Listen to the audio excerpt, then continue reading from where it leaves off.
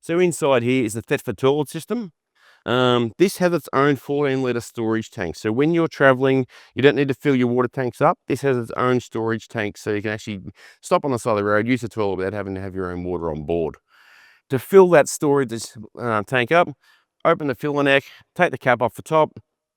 The pink solution out of here goes into the storage tank.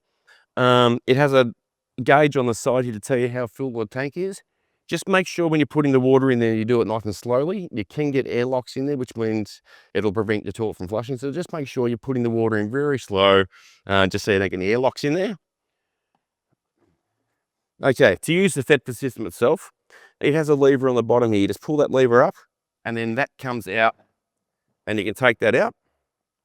It has a handle on it, so you can go for a little walk and go and empty it.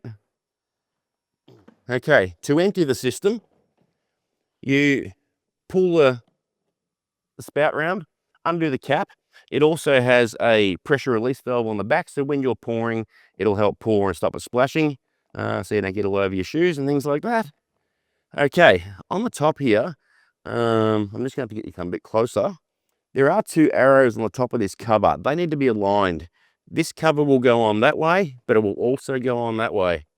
If you put it on that way, it won't go back into the toilet canister itself. So when you're putting that back on, make sure the arrow on the side and the arrow on the edge there, they line up together. So the way this system works, when you go to the toilet inside, there's a lever inside the ensuite. It holds this and opens the top of the canister up. So you would go to the toilet as usual, push the flush button, and then when you're finished inside, you pull the lever back up, and then that closes that back up.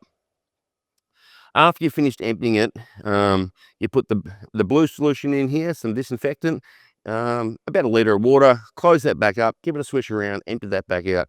It just stops any wicked smells and stuff coming back out of the system. So then you put this back on.